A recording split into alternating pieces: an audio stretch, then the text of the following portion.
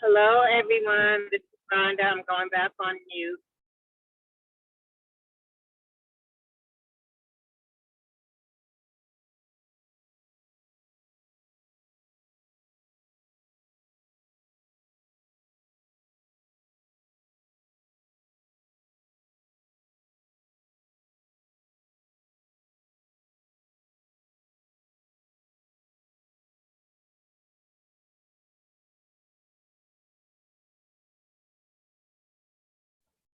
Hey, Rhonda, it's David. How are you?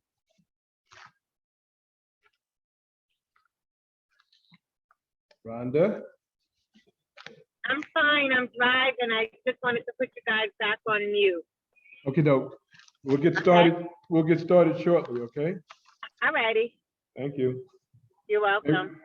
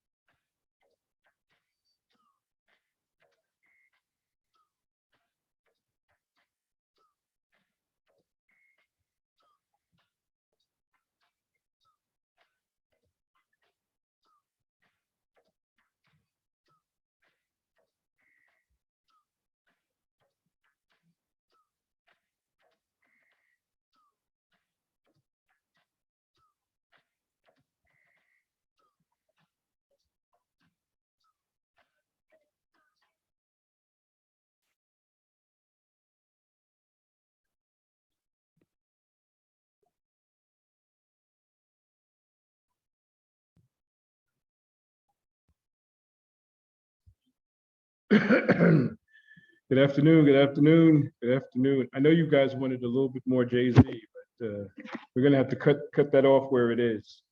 How's everyone this afternoon? Well, good. Doing great. Well, good. Hey, what is the old saying? Silence is acceptance. So I'll work it from that perspective. I know we're going to have a couple more people loading in, as we always do. They just load in as they load in, and over the course of time, we get to have a bigger, broader conversation. Lisa, how are you, dear? I'm great. I'm excited to be here. That's a good thing. We're excited to have you. Typically, we usually focus on having practitioners from cybersecurity, but to have a CEO from a worldwide corporation like yours is also, it's just, we just couldn't pass it up. How's that?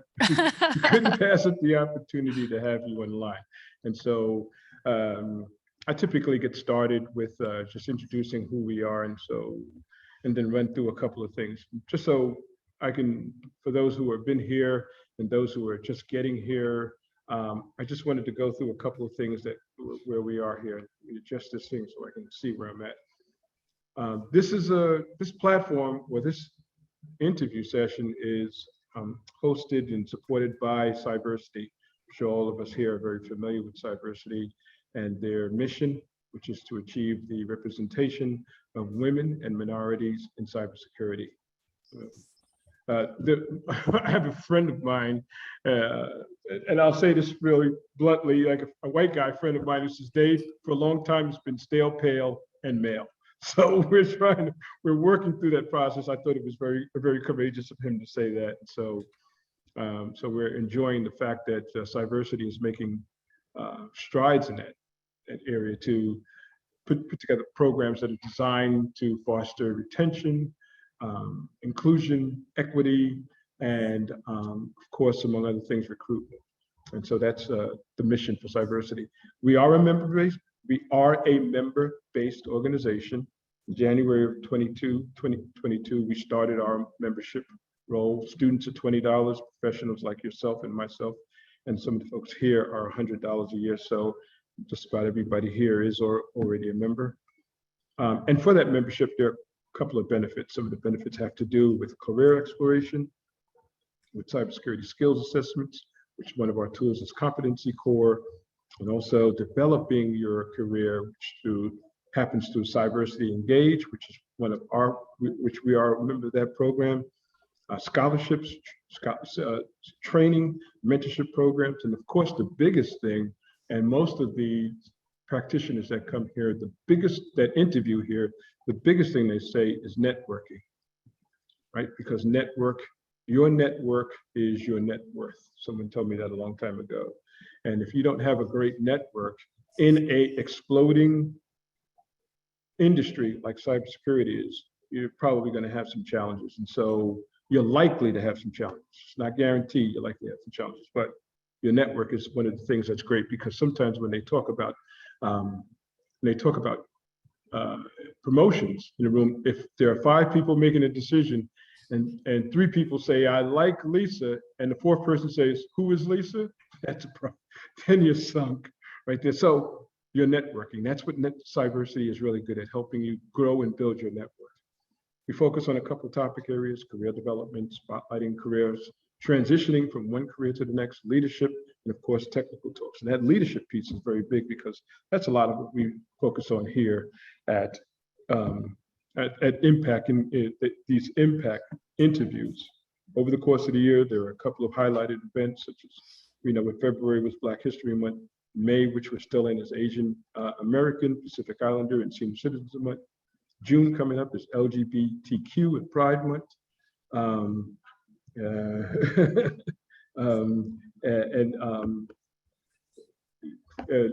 September, of course, is Latino Heritage Month. October, Cybersecurity Awareness. November and December, you can see what those months are. For everyone, you already know that you got to mute yourselves in the background. 60-minute conversation focused on leadership, diversity, and inclusion. It's going to be a question and answer period. So look, put your questions in the chat box, but I rather you just come off mute and speak to Lisa because that's the best way to get to know her and her get to know you. The session is being recorded. You know that because it said it when you logged in. So there you have there you have our lineup. Here's our lineup for the rest of the year so far. Next month is the CISO and the Deputy CIO from Department of Commerce, Ryan Higgins. Great conversation with Kiana Hicks. You probably remember her, right? Yeah. What a conversation she had. It was a very enlightening discussion. So if you think that you're somewhere where you can't get to that next level, come to this session because she and the woman after her, Heather Grant Evans, both of them have a story to tell about where they've come from and where they're going to. It's incredible. So if you think the old saying goes, I had a problem with shoes until I saw a guy with no feet. These two women are going to blow your brains out with what they've accomplished. In September, we got the chairman of HITECH, which is the Hispanic Information Technology Council, Executive Council. It's going to be here. He's got incredible history, an incredible conversation of what he's done in his career, former SVP or senior vice president from Cisco, his relation. He'll tell you about networking, something that you've never seen. And of course, from Amazon, Danielle Disallow is going to be up here. But to get to the main event, to get to the big star on stage now, Lisa Beth Lentini Walker. I mean, first of all, you're gonna have to tell us about all those names, right? You have to tell us where all those names came from. That's number one. But number two, Lisa is someone I met on Clubhouse through another session that happens on Clubhouse Firehouse Chat. Very dynamic and very powerful Clubhouse engagement. And a lot of the things that go in there are pretty incredible. And so normally we interview security practitioners whose work revolves around the application of people, process, and technology in a corporate space. But today we've got an opportunity to talk to a CEO, and it's Lisa Beth Lentini Walker. I always start these conversations, Lisa, with questions relative to who you are, where you came from, who is Lisa Beth, what's the family life like? I want to know about the 15 names, the 4 names, but more importantly, just give us a detailed description of who you are. And you should take note of Lisa's history because it comes with a lot of knowledge about that ladder that you want to seek to climb and develop. She's going to tell us a little bit more about her company later on, but for right now, Lisa, if you don't mind, I'd like to turn the mic over to you and ask you to go ahead and just give us an introduction to Lisa. Sure. Well, first of all, let me start with thank you for having me here today. It's always exciting when I get to talk to people, and this is such a wonderful opportunity to connect with people who I have not yet met, right? Because everyone out there is a person who I have an opportunity to meet if I haven't met yet before. So let me start out with I was born many moons ago.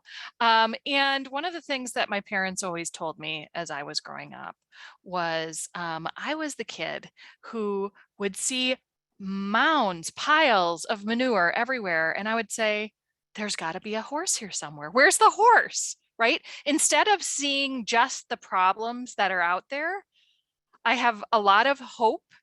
And I also bring, a kind of a logical connection to how could this turn out well? And that is a little bit, that's kind of a theme for my life, right? There are lots of obstacles and lots of, challenges that are going to be in any person's path. The question is, do you only see the challenges, or do you see the opportunities that exist, or what else could be available, right? I mean, you can see piles of manure and say, we are going to have a great growing season. We have got so much fertilizer, we can sell it. or you can just say, I smell something that smells off and I don't want to be here. And so, you know, as I look at my life, there have been lots of challenges along the way. I was extraordinarily blessed to have very loving parents and a very, very supportive family. And I don't take that for granted because I know that not everyone has that blessing in their life. But I was very fortunate in that I did and I do have of a family who has always rallied around all of the family members and tried to be supportive. So that's, I think, one of the things that I've always had in my list of attributes is that I have had support. And part of that is I have cultivated support by giving support. And there is, to me, you have your family of origin, what you were raised in, and then you have family of choice. And those are the close friends that I have chosen to, you know, bring with me along the path. And I think everybody has the opportunity to cultivate that circle of support and trust. So for me, I started out and I went to school. I got a degree in economics and Spanish, which I would tell you when you decide what to go into from a career perspective, where you start is not where you end.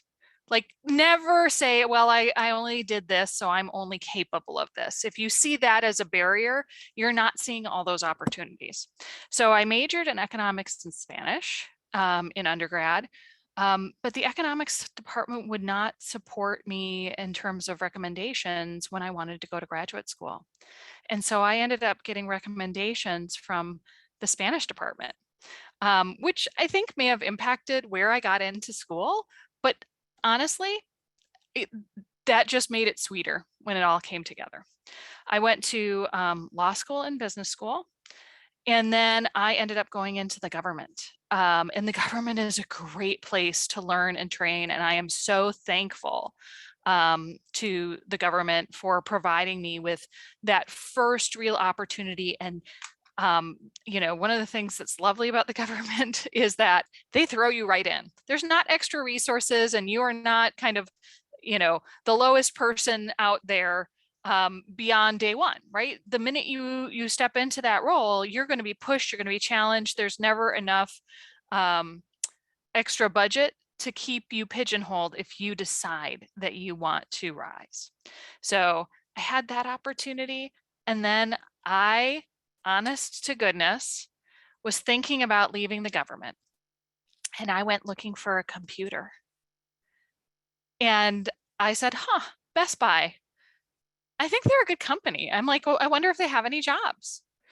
And I looked and they had posted a job that looked like it was lifted from my resume. And I was like, oh, there must be 1,000 people that are going to apply for this job. But I decided to apply anyway, because what was there for me to lose? They could say no, or they could say yes. And they did say yes. And so I ended up going to Best Buy and I started out as their first in-house securities lawyer. And again, I would repeat many times, you can see the problems or you can see the opportunities.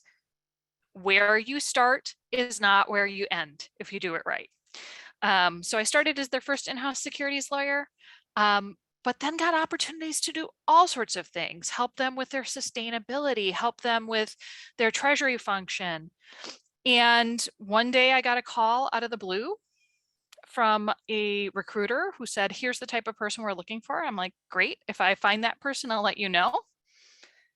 And they said, why don't you come to lunch with us? And I said, I don't have time to come to lunch with you. And they're like, we'll pay for it. And I'm like, you won't pay for anything, but okay, I'll come to lunch. And that lunch turned into, no, you are the right person. And I said, no, I don't have this background. And they said, no, you are the right person. And I got that job and became the global chief compliance officer for a travel management company that had operations in 150 countries. And they took me to travel the world and build out a program that was started winning awards And basically I took what was a really challenging situation because they were about to get fined pretty significantly by some regulators for doing some work that caused them a big problem, to being an award-winning function, having settled with the government and making sure that the business was able to continue to move on. After that, I went to Deluxe, which is a big financial service provider. And there I was working with a lot of information security people, right? So I was responsible for doing a lot of the third-party risk management, SOC oversight, et cetera, a lot of BCP, DR. So all of those lovely acronyms, because there's a really natural connection between a lot of what compliance, privacy, information security are doing together to safeguard corporate integrity.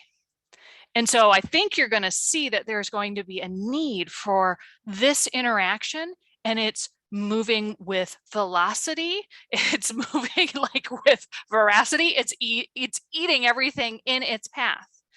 And we for so long have been very, very welcoming to silos. Like, I do this in this box, but that's not the way the world moves. And that doesn't work in this environment. So we're learning to speak each other's languages. We're learning to connect. We're learning to lead differently. And so I'm grateful that I had that experience before I started my firm. And my firm is focused on compliance, ethics, and governance. And we do all sorts of stuff. And it was the right time to begin that because I had gained all of this experience. And I found that I wanted to lead differently and have my voice appear differently in the world. And so we do things for lots of different reasons, and sometimes there's seasons for different things, but that's kind of the story of me. That's a fantastic opening. It really is. So who would know, unless we got an opportunity to speak with you, who would know all of the things that you've accomplished and gone through? So it's really encouraging, first of all. Some of the questions I usually go through about motivation, but I just wanted to stop and for a minute just ask the question about relevance of compliance in corporate America. I mean, you made the reference to the fact that you were working with a group that may have fell into some compliance challenges had you not helped them. What is a compliance attorney or a security attorney, compliance officer? Exactly what is that? And of course, this is a whole forum focused around cybersecurity, information security, and cybersecurity. So I'm sure there's some relevance there. But Yeah. I always say, hey, look, you don't have to be technical to be in cybersecurity. You can be informational, you can be in leadership. But can you just tell us about that the relevance of compliance in corporate America? So I like to talk about compliance and ethics. So compliance is, how does an organization navigate the requirements, whether it's legal requirements, contractual requirements, association, industry association, all of the different codified things that an organization needs to do to meet the mark of having, gotten that done. Ethics is a little bit different. Sometimes they're talked about together, but ethics is a little bit different because ethics is about how you choose to navigate the world and the values that you bring forth. So what I like to say is, there are many things that may be legal to do, but may not be ethical to do. And that stands for companies too, right? A company can fire someone, right? It's at will employment. You can fire somebody anytime. But in terms of the values and ethics of that organization, the question is this the right thing to do?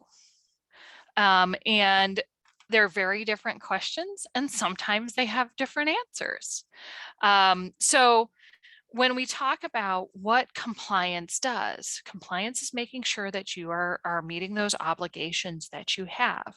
And oftentimes compliance is responsible for making sure that there's kind of organization to the chaos, right? So that if people have problems, they can raise issues and feel comfortable doing so to say, hey, I don't feel like I can go to my manager. I want to raise an issue because this thing that we're doing over here looks wrong, feels wrong, right? I think I heard my boss accepting money for a contract, and I don't think that's the right thing to do. And I think that's a problem. Or, you know, when it comes to policies and procedures, like unless you have some framework around policies and procedures, you're going to have a mess because everyone will do their own policies and procedures. They won't talk to each other. So you may have things that conflict, and employees won't know how to go through and understand what a policy is trying to tell them because they'll be written in different voices. They will say different things. And there won't be a process by which you determine that there's no conflicts with other policies. And I see this actually quite a bit where everyone wants to do the right thing. And that's something that I think everybody should know. Overall, most people in the world are good people. There are a lot of people who make bad decisions, sometimes because they don't know what the expectations are, and sometimes because they feel other pressures, like maybe they're strapped for cash, maybe they think that this is going to get them ahead in life. But overall, in general, the vast majority of the population wants to do the right thing, but often just doesn't know how. So when you think about all the things that go on in information security, right? Some of the things that you're trying to do are very aligned to what compliance is trying to do. You're trying to create order out of the chaos. You're trying to set things up, and more than anything else, you're trying to teach your largest surface vector, which is every single human being, about what behaviors are going to support your program and what behaviors are not going to support your program. And that's where compliance and ethics and privacy and cybersecurity all come together. We all have a common challenge. People keep peopling. Like they just can't help themselves, right? And that's the reason I have a job, is people keep peopling, right? And yeah. I'm sorry, I interrupted you, but that was, I'm going to, next time you hear that, you're going to, I heard that from Dave Elkott, people keep peopling. I think that's a great analogy. I hope I didn't. No, that's perfect. You know, I often wonder, and I was listening to you earlier talk about how you got to where you're going. Some of it is definitely by design, and some of it is by opportunity and chance too as well. And chance is really, you know, getting where you're going is just waiting for the chance, but being prepared when the chance comes up. Mm-hmm. And so that's a lot of some of what I heard. But more than equal to that, and more than that, everyone has a particular why as to why they are doing what they're doing. Why does it matter to them? Why is it relevant to them? Why is it relevant to their family, to their clients, to society? I'm certain you have a why. And part of that why could be you were inspired by someone, you were inspired by happenstance, you were inspired by situations. Give us some detail around the why. These are just personal questions I'm going through. I think I sent you my questions early on. You know, I'm going to go through some personal questions, then some industry questions, and then we're going to go through some questions that are relevant to cybersecurity, Cyversity as well. But give us Lisa Beth's why. So my own why is, I have always felt very strongly that I wanted to make a difference in the world, and I wanted the world to be a better place than what I came into. And some days that's harder than others when that's your why, when things are kind of off with the world. But one of the experiences that I had that was really formative for me was when I was much younger, when I was a teenager. I was dating a fellow, and it was in another country, and we had gone out for a date. Except we got into the car, and very shortly thereafter, there were police lights, and he said, shove your passport under the seat. And there were cops that came to the car, and it was one of the most terrifying nights of my life. They had machine guns. They said that they were going to deport me and that they were going to send him to jail and I'd never see him again. And this was all a shakedown. They just wanted to get a payoff. And, I was a teenager, he was too, and we were scared, and all of the money that we had for that date night went into those cops so that they wouldn't rape me and they wouldn't put him in jail. And I never want anybody to have to go through that. And I know it happens all the time in the world, but the things that I do when I help clients and the things that I've done in my career are to help create better outcomes. And sometimes that's by having corporations make it really clear that bribery and corruption has no place. Sometimes it's by helping to make sure that there's not human trafficking in supply chains so that there's not forced labor, child labor, et cetera.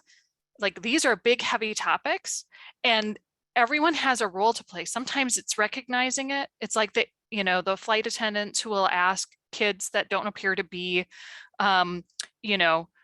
comfortable, whether they are traveling with, a parent, right? They're trying to make sure that kids aren't being trafficked.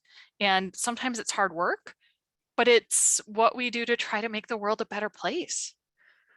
So having had a couple of experiences where I felt like life wasn't fair, I think part of my job is to try to make the world a better place through corporations, because it has more impact and it has the chance of changing behaviors on a broader scale. That's interesting. That's really compelling conversation when you're talking about child labor, which is pervasive and rampant in this country and many others as well. Really focusing on and taking advantage of the least of us, if you will. Yeah. And then also talking about trafficking. I live in Austin, Texas. As I understand, Route 35 or Route 35 is the most heavily child labor, or human trafficking corridor in the country. Yeah, it's up here too in Minnesota. It is one of the biggest corridors. I just can't I can't wrap my head around it, and probably because it's not the first thing on my brain, but again, learning something. Every state has it. Minnesota, the #1 day for trafficking is ice fishing opener, which makes you think differently about ice fishing, doesn't it? So, right, I mean, and the more we know, the more that we can do to help solve problems. We have to talk about these problems. We have to educate, because so much of this is purposefully done under the radar. And so raising awareness and helping people to see how they can help to stem the tide, right? And that's what you do in information security as well, right? Like, how many attempts are there out there? Like, the average human being has no idea how often nation state actors are out there trying to hack into systems, or, phishing attempts are out there, right? Part of this is raising awareness and helping people understand what they can do in their own little ways to help solve problems. We're all problem solvers. For a second here, you got me thinking about going in this direction that you just mentioned about child trafficking, but I think let's stay on course, and we'll come back to that later, because that is really something critical for us. And I'm sure, and I know that cybersecurity plays a role in helping to defend against that as well. So we're not absolutely. We're not absolutely. But one of the questions that I was thinking about is Lumen Worldwide, and its work that it does with corporations. quite a few of your clients are like huge behemoths, corporations at that. And so there's so much going on in so many different units and departments that even like in cybersecurity, how do you know? What's your visibility to that particular issue? How do you get through the conversation that you're having at C-level, right? To this granular engagement or operation? How do you filter through all of that to see what's really going on, to be able to help discuss what the ramifications are about the misapplication of compliance, ethics, and governance? How do you get through all that minutia? Yeah, well, I mean, it depends on the organization and the structure, but you need to be able to speak to all different levels of the organization in a way that resonates with them. And you need to be able to do a lot of listening, right? We have 2 ears and 1 mouth for a reason. We should be using the ears that we have to listen to what's going on, and then use our mouths for asking really good, thought-provoking questions. I try to avoid asking yes or no questions. It's too linear. If you want people to really think about problems, you need to ask questions that evoke thought. You ask questions like, how does this happen? So that you get people to explain to you what's going on, or why. I like asking why. And then when they come up with an answer, asking why again. It's like the 2-year-old paradigm of questioning, because by the time you get to the 4th or 5th why, you start getting to a root cause. And so, as you look at an organization, right, you can't take a whole organization in a single bite, right? It's too complex. So you have to break it down and then get real with all of the people at these differing levels, because you're going to see different perspectives and you're going to hear different things based on their experiences and what they can see. And you need all of that to understand where the problems really are and what's happening within that organization. So it's in itself, it's sort of assessing the risk that happens inside of an organization. Do you look at your work as risk assessment and risk mitigation and risk? I won't say elimination, because I think risk is always, and risk is good sometimes, right? Sometimes risk is good. You have to have risk or you do not have a business. Right. And so, go ahead, I'm sorry. Yeah, so when I look at the work, it depends on what type of work I'm engaged in for an organization. The full cycle, right? There's a cycle to everything. There's a cycle to all frameworks, right? You identify, you assess, you put in controls, you detect additional challenges, you remediate, and you go round and round on that merry-go-round until the organization is over, right? Because organizations are dynamic. They're like human beings, right? Every single day, little things change about us, right? Every single day, you get a little older. There might be another, gray hair that's popping through for me. Who knows, right? But every single day I wake up, I'm not the same as the day before, because I've had another 24 hours of experience. And that's the same with organizations. You have people coming in and out. Organizations are living entities, right? And so when you think about the life cycle of risk, yes, risk is part of it. Assessing the risk, putting in controls, seeing what the residual risk is, going through that cycle again and again. Some of the other things that I typically end up doing are associated with reporting to the board, right, which is part of that awareness cycle, right, communicating and reporting, doing training, and I get to do a lot of internal investigations. So when someone complains about someone and something is going wrong, part of the investigation is to determine what is happening and what should happen, right? And anybody who's probably been in an organization for long enough, right? Once you hit that, like, you know, milestone, like you're 20 years in, at some point in time, there'll be an investigation that involves either you or some of your people. That's the reality.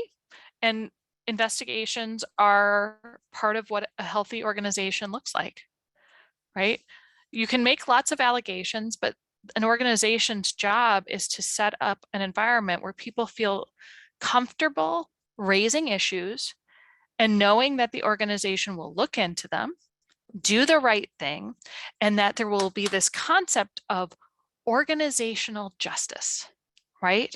So if Bob is touching somebody in the office who doesn't like to be touched, and Sally is touching somebody in the office who doesn't like to be touched, they should both have the same outcome. And Bob shouldn't be treated better because Bob's the best salesman on the team and Sally's an admin, right? And these are obviously fictitious names, but that sense of organizational justice is about driving trust in an organization, because without trust, no one sticks around.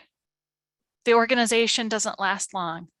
And if you don't trust management and you don't trust the company, you will not give it your all. You will be disengaged. So part of what I do is, yes, I do help with, all of the things that are in that compliance realm, but I also am a key contributor to culture, right? And you guys are all working on security cultures. You know why? Because without it, everything goes downhill.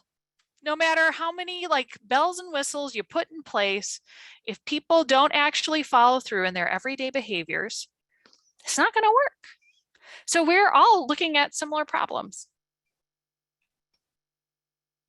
Oh, I can't hear you. That's because I'm talking on mute. So we all hear that term or that phraseology, that culture eats strategy for breakfast all day, every day. Mm-hmm. In your engagements with C-level folks up, especially down the chain, it's not down. The associates are different, but in your engagement with C-level folks, how do you get them to understand that what you're telling them is going to save them in their company? I'm assuming that you've had some difficult clients, and we'll get to that conversation in a minute, but how do you get them to understand that ethics matters, character matters, compliance matters? How do you get them to understand? I just do character in there because I always tell my sons, character counts. It does. And so how do you get them to see the forest and the trees when they're trying to make money? So what we know about people is that every person has different motivators, different levers, right? So part of it is understanding what the levers and triggers are for people. There's some great works out there by Michael Cialdini about motivators in sales. And essentially, when you're trying to persuade someone that you don't have authority over, right? You are going to have to use your power of influence. So oftentimes that's really understanding what makes them tick. So for some people, they are really focused on success of the organization, right? They want to make sure that they drive revenue numbers. Well, you need to be able to tell them how this impacts revenue.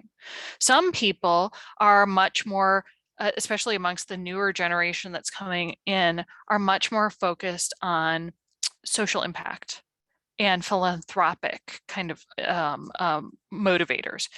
If you need to tell them why what you're doing matters, you need to put that in a context that they can understand. It's for the greater good. It's because, this happens and that's good for society.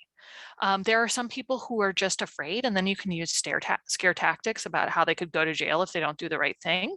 But that's really a small minority of the population. Most people that are in that C level are really focused on bottom line, right? So revenue drivers, and there are a million studies out there that will show you that if people are disengaged at work, you're not going to make as much money. If you show that you are lacking in ethics, like you can have fines and fees, right, for criminal violations. You can have disengagement, which leads to incredible turnover in the employee base, which is a cost to the company. So you talk about all these different things that resonate with them, and about how not doing this could impede them achieving their goals, whatever those goals may be. And of course, all of this has to do with helping an organization operate more seamlessly and operate. I'm stuck on the word ethically, right? Yeah. I'm stuck on that word because at the end of the day, while it does matter how much money you make, it also to some degree matters how you make it too, and what comes out of that. It does. And, I mean, when we talk about the different levels, we talk about tone at the top. These are the actions and behaviors and the statements that are made by your highest level executives. We also talk about the mood in the middle, because what we know is that individuals are more impacted by their direct line manager than anyone else, sometimes even more than the CEO. So you need to know kind of what's going on within the organization, because if you have people at the top who are behaving poorly, everybody else is going to do the same thing, right? I think so.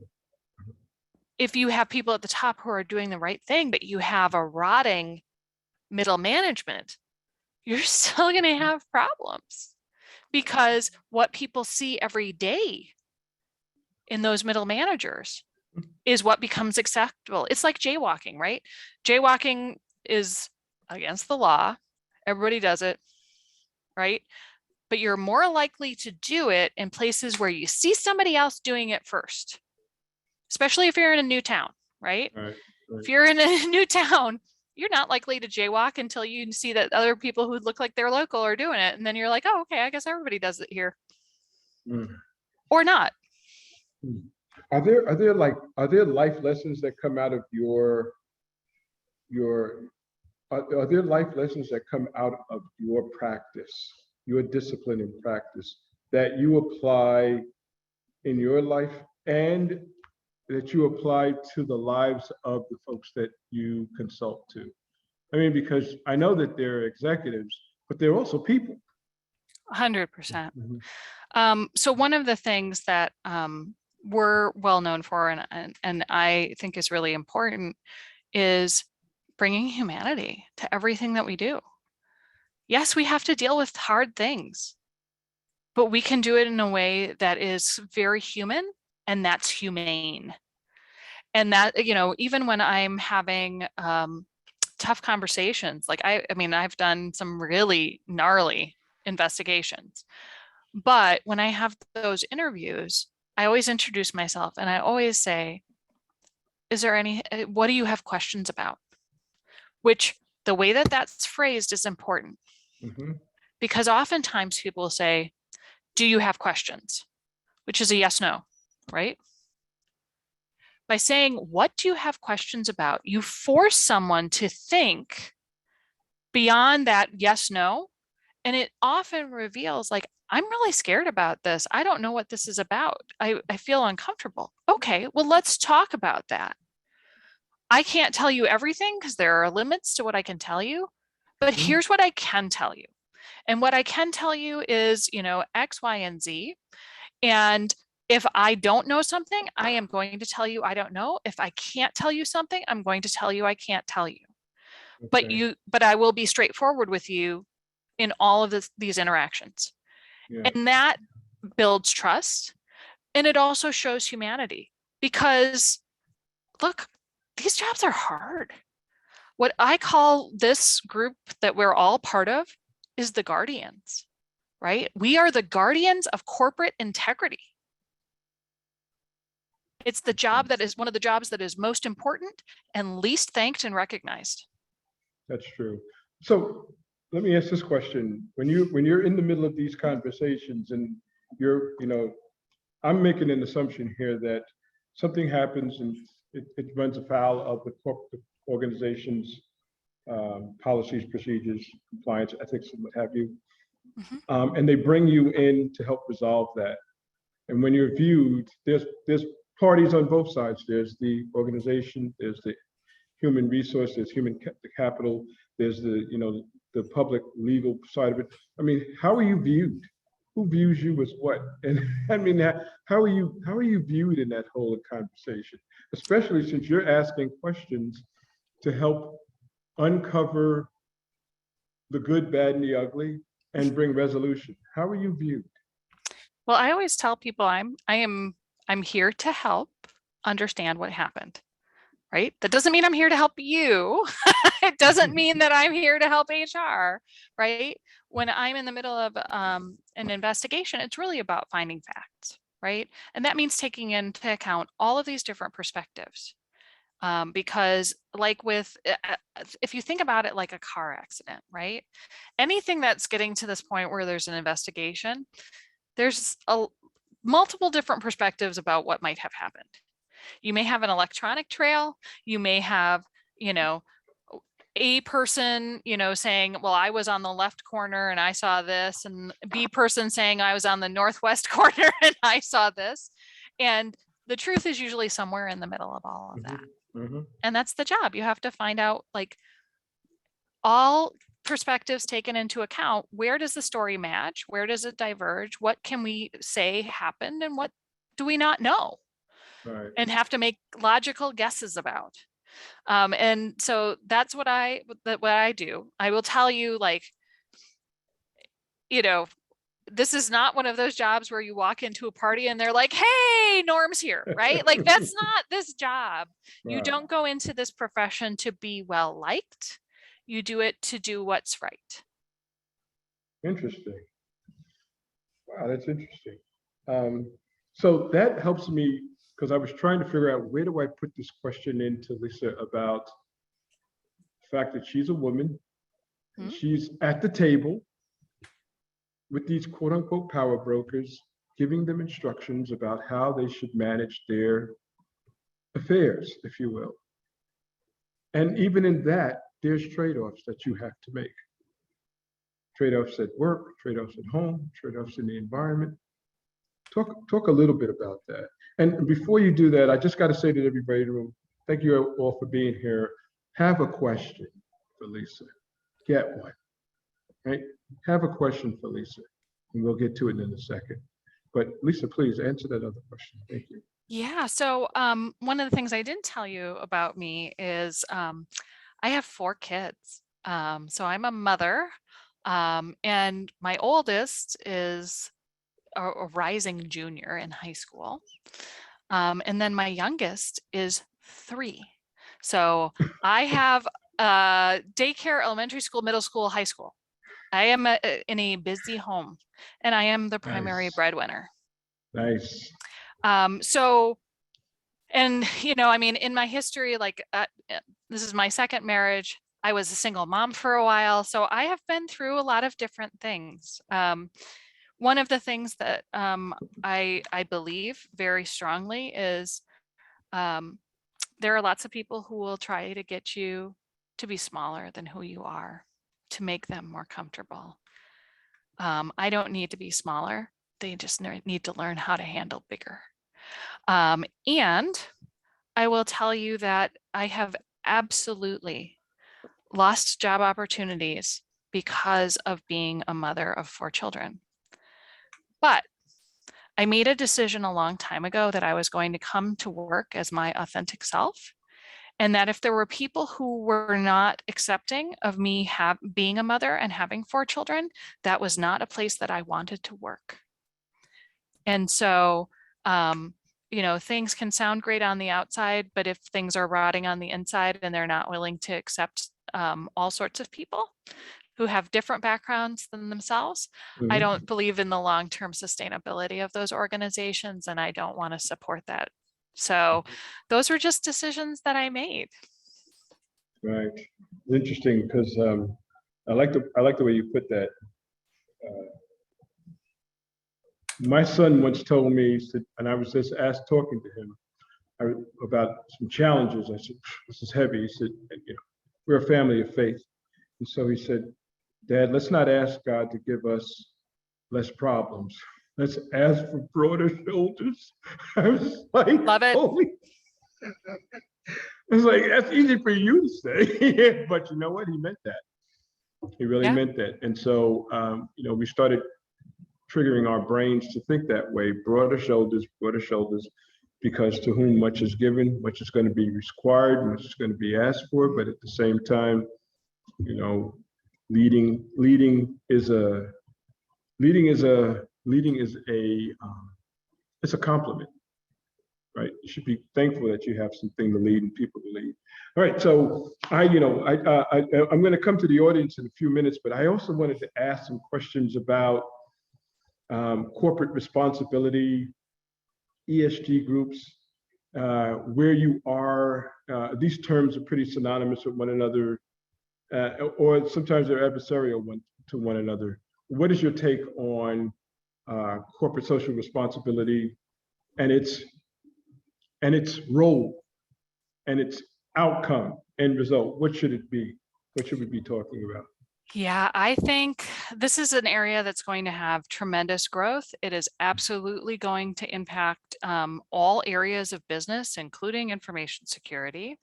And, you know, what is it really about? It is about making mindful choices about how you navigate the world and your commitments to all the different stakeholders that are out there. So it's not just the shareholders who own the stock of a corporation.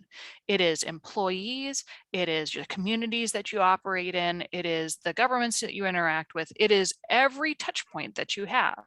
That's the impact, right? Just like as human beings, it's not just who you marry, it's everybody who you impact along the way, your children, your community, your faith groups, etc. Right? Like you play in all those areas, and organizations are similar. It's not like just shareholders. So what we're seeing now is it's a very interesting time to be alive, right? We are seeing what I believe is going to be a maturation in this space, right? There were so many investment funds that were invested in Russia. There are still so many investment funds that are invested in places in China where they're engaging in, you know, concentration camps and re-education camps for certain sectors of their population. We have choices about what we do with dollars, and businesses have choices about how they're going to navigate challenges, right? That's not to say that if there's a problem that every business should run away. If there's a problem, then businesses need to think about whether they can be part of a solution to help eliminate these problems. And that's for, you know, human trafficking, like I mentioned before. That's for places where human rights are not respected. That's for places where there's massive pollution. Like we have to make choices about how we're going to navigate the world. And one of the things as you know, living in a country where there's a strong rule of law and there are strong beliefs about, you know, how organizations impact the environment. We cannot be exporting pollution and bad acts to less fortunate countries. But we have done that and decided to turn a blind eye and continued with a lot of consuming and, you know, not really been accountable for the entire life cycle because some of it is happening outside of our field of vision. So I think that there's going to be a lot more around this. I think that with you know, different technologies like electric and autonomous vehicles, et cetera, there is, you know, there are some challenges with that. You know, there's absolutely opportunities to talk about how we do better together. And there are solutions that need to be implemented, found to make the world more sustainable. So I think we're going to see that. I think we're going to see a lot around data usage. I think we're going to see a lot around, what is essentially a new area of warfare, which is in the cyber world. Yes. And there's going to be some need for discussions around what's appropriate versus what's not appropriate. We have Right. a lot of interesting moments ahead. Right. And I know that you cannot talk about anything relevant to your clients, but it sounds like these are coming out of what you're saying today is coming out of real scenarios, real conversations that you're having. Yeah, absolutely. I mean, so one of the clients that I can tell you about is I helped an organization develop recovered ocean-bound plastic card. So think access cards, credit cards, everything that's in your wallet. Every card that's in there probably has a shelf life of about 3 to 4 years. And then what do you do with it? Well, it typically goes in the trash. It's shredded, right? We need to find ways to reuse so that we're not using virgin plastic all the time.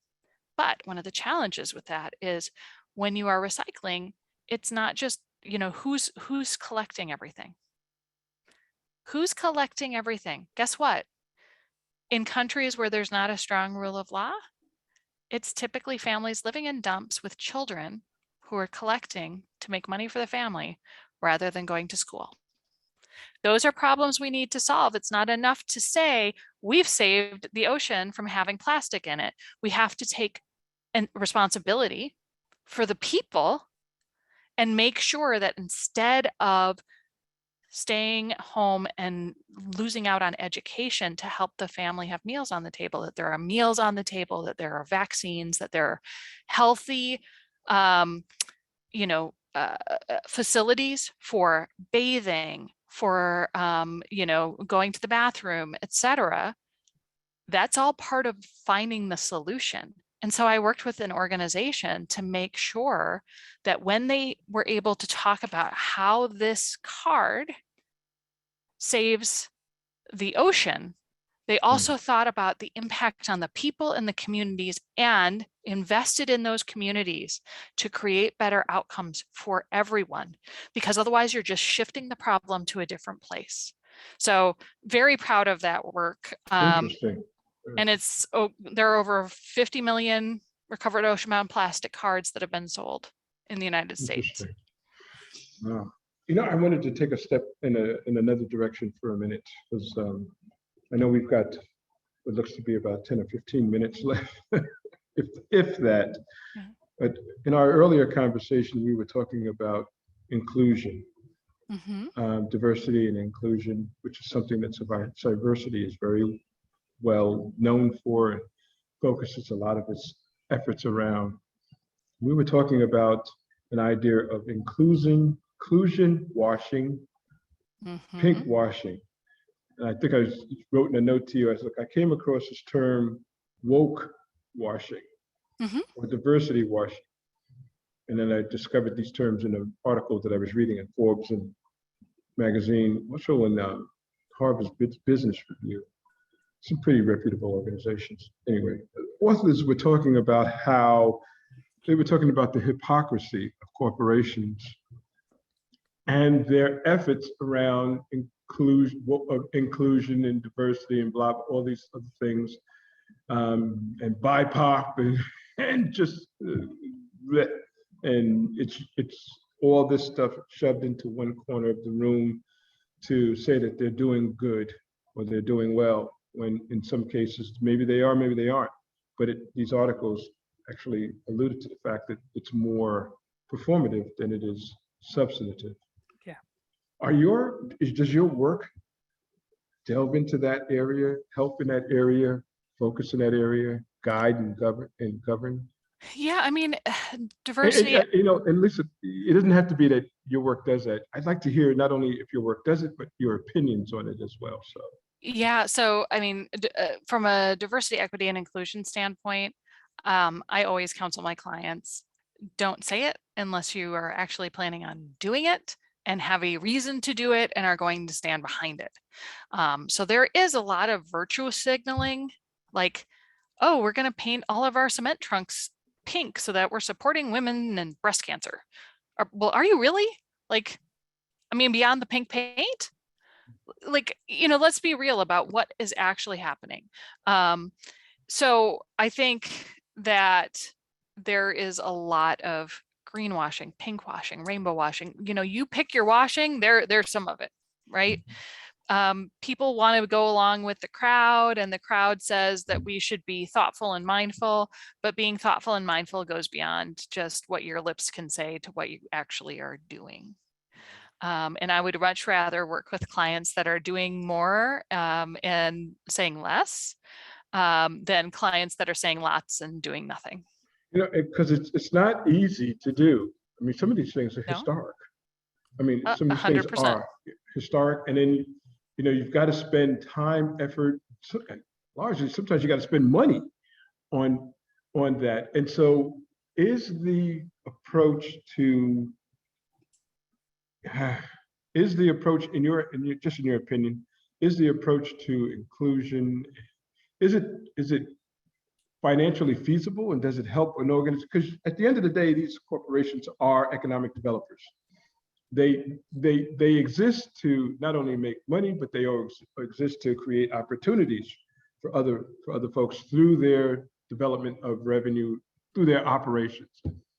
And so to say, hey, playing devil's advocate here, to say I need you to create this program that helps the SEAL stand up better. I'm a business person. Is that SEAL going to help me make money? How do we justify those two things? Helping, doing good, and doing well. So I think, and this is my own personal opinion, I think there's an industry being made in DE&I, and I find that a little bit troubling in some respects, because much like I think you see in information security, there are lots of people with shiny objects that want to sell you things. And you don't fix and improve diversity, equity, and inclusion by buying a bunch of stuff necessarily. I mean, you do need to be able to help your organization raise awareness and identify areas that are problematic, have been historically impacting people disproportionately, right? That's good business sense. But it doesn't mean that you need these like fancy, tools, systems, etc., that are going to help all that much, right? Like, understand the organization, do things that are impactful. And frankly, when it comes to, ESG and all of ESG, it has to be aligned to the business and the business's values. Right. Otherwise, you're just, slapping something in and saying like, oh, look, we did it. But you really didn't change anything. Right. Does anybody in the audience, let's take a couple minutes here before we close out our conversation with Lisa. Does anybody in the audience have any questions they want to ask, or anything that they'd like to say? Well, Doc, you put that up. You want to? Thank you. Doc, yeah. So yeah. Does anybody have any questions? Anything? All right. So Lisa, most of the folks in the audience are either from mentees or cybersecurity collaborators. I mean, if you had a question for any one of these folks if you had a question for any one of them that was thought-provoking to ask themselves about compliance and ethics, what would you ask them? And governance, what would you ask them? Well, I mean, I think one of the questions that I always ask myself every day is, like, the day can go well or not so well, but at the end of the day, did I make choices that I'm proud of? Mm-hmm. And I think I ask myself that every day. Can I look myself in the mirror? Am I proud of the choices I made? If the answer is no, then I get another chance to do this again tomorrow. And with a better outcome. If the answer is yes, then that means I'm living in alignment with what my belief system is. And right, your belief system is your own. Nobody can tell you what you should think, see, feel, do. And just realize that, like, despite the fact that there's so much social media out there, like, nobody's living your life. You don't have to live it like anybody else. So what I would ask is, in your information security space, in your cyberspace, what are you doing to connect with other people who are in that guardian group? Have you taken the time to sit down for a coffee, try to understand their language, do some reading, find ways that you can collaborate better? I encourage everybody in, compliance and ethics to A, speak the language of the business, and B, connect with those critical stakeholders within the organization that you're in. They're probably in information security, IT, finance, audit, HR, like all those different areas. Find ways to connect better with them and see how you can collaborate, because we are all better together. Yeah. That load is not quite as heavy if we're working side by side.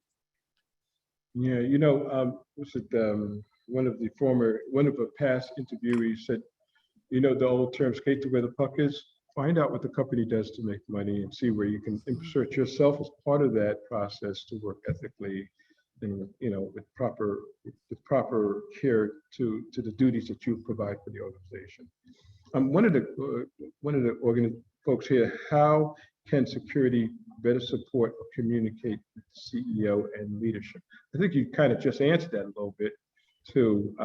If you want to add any more, you feel free to do so. But certainly. Yeah, so I would say, if you want to communicate with the CEO or leadership, know what matters to them. They are out there all the time giving messages at town halls, etc. You should know what they're talking about and what's on top of their mind. And frankly, if you're with a public company, it should be pretty easy to see. You go to like the shareholder letter, you go to the investor presentations, see what they're talking about, and then use that language in how you're talking about you to mirror back to them. Got it. So we're just about at the end of our time. On Fireside Chat, there's this one question that they always ask about the future and the past. But I'd like to know what's next for Lisa. Where are you going? What's on the horizon? If you would have asked me that question 20 years ago, I wouldn't have told you this. If you would have asked me that question 10 or even 5 years ago, I wouldn't have told you this.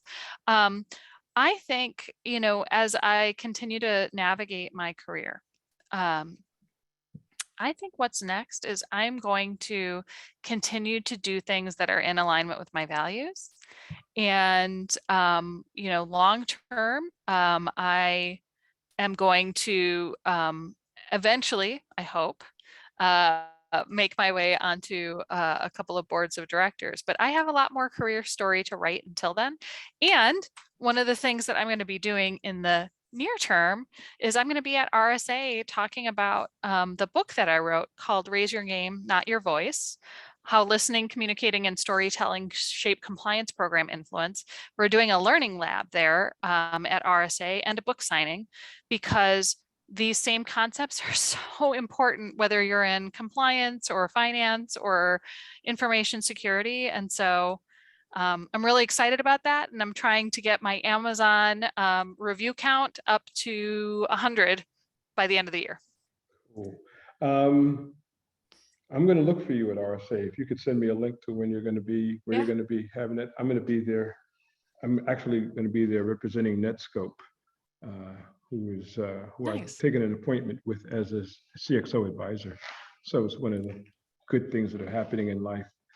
But fantastic. It's a blessing. I always say it's one of those blessings. I noticed that Serenity had a question. What advice would you give about getting into leadership? Right. And let's hear your response about how to get into leadership.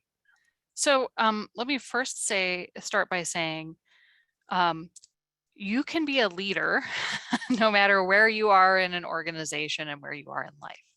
Leadership is a mindset. But if you're trying to get into a specific hierarchical position, then, I mean, obviously hone your craft, know how to do the things that you need to do for that role and for the role that you're currently in. You have to show excellence in role. You also cannot underestimate that human aspect. So I think that there are kind of 3 types of intelligence. There's EQ, right? Or there's IQ. Let me start with IQ first. It's your intelligence quotient, right? That's fixed. You can't move that too much, but you can do lots with it. You can become an expert at anything if you put the time and effort into it. Then you've got EQ, which is your emotional quotient. Like, how are you at connecting with people and helping to win them over, get them to see the value that you're bringing, right? You can work on that. There are lots of different resources out there for how you can continually improve your EQ.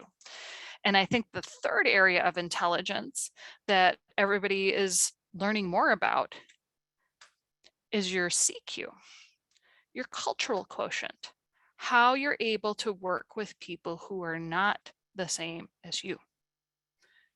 And that may be because you're different from a gender background, ethnic. It may be because you were raised in different countries, different, thoughts and belief systems, but you can get better at CQ as well by deciding that you are going to dedicate the time and effort to be a cultural navigator and connect with people, right? So think about those 3 areas of intelligence. Focus on getting to being, the subject matter expert you need to be seen as someone who knows something, and then really hone in on that EQ and that CQ. And that puts you in a position to be considered for leadership. Now, beyond that, what you talked about before, David, was sometimes you have to be in the right place at the right time. But it isn't enough to be in the right place at the right time. You have to be prepared.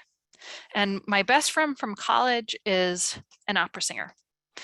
And he knew that he had to put a lot of time and effort into, honing his skill, which was his voice, right? But until he got to a certain point, his voice wasn't mature enough, right? The sound quality of his voice wasn't mature enough for the roles that he wanted to have. That didn't mean he stopped learning, right? He kept going and he kept on singing, and he would do things like he'd sing with church groups, and he would, be paid to be like a choir director and all of this other stuff, right? You have to be scrappy sometimes.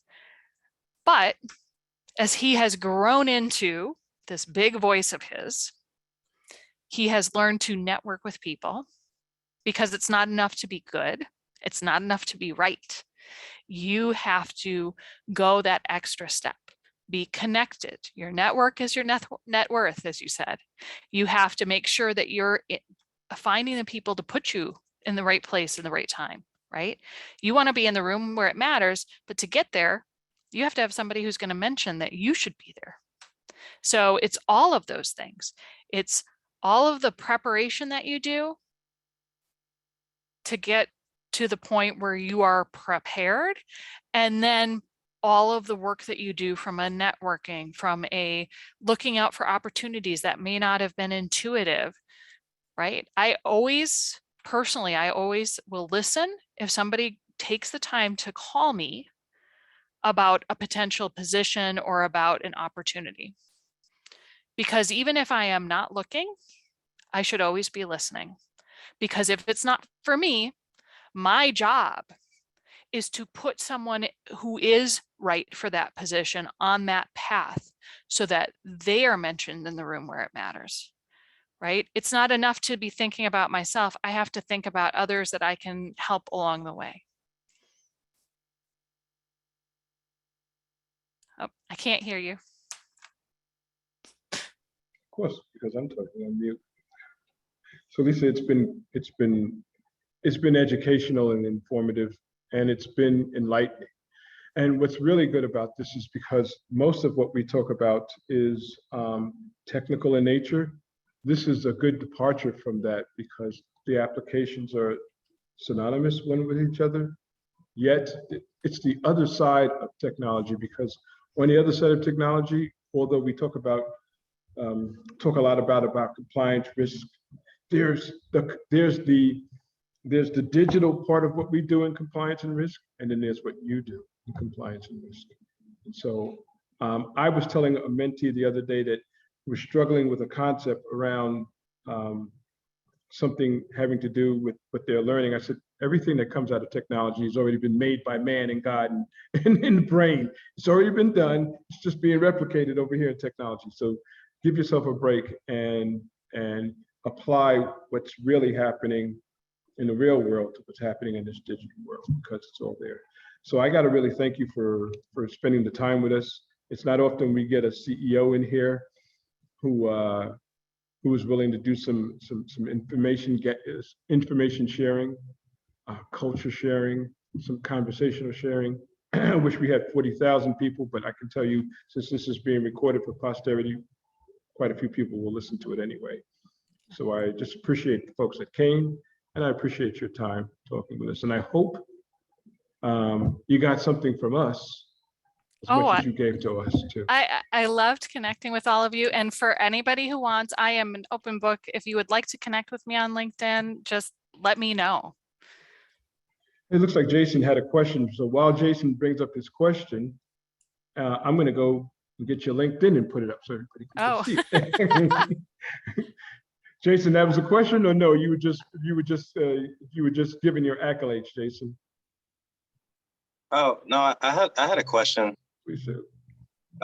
So I have a friend that he's in accounting, and I wanted to ask, in addition to networking, what suggestions do you have, or what steps should someone take who's in that traditional role? How are they able to move up or transition into more of a compliance and governance role? And yeah.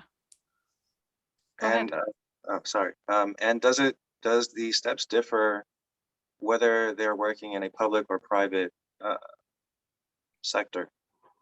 So I think those are great questions.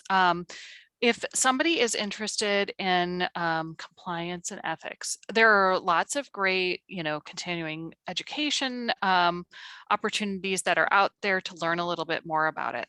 I think that, if you're interested in making a shift into a different industry or a different part of a profession, go to where those professionals hang out.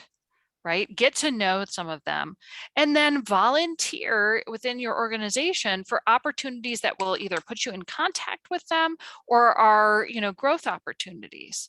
So, if there's an opportunity for we just had a little visitor. If there's an opportunity for, learning, or there's a project where they're going to have accounting support, go there and watch it in real time.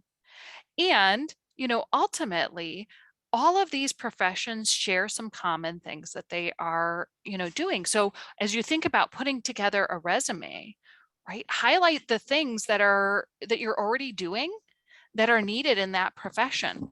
One of the things I will say about compliance and ethics, it's a relatively new profession, kind of like information security, right? It's only been around for about 20 some years.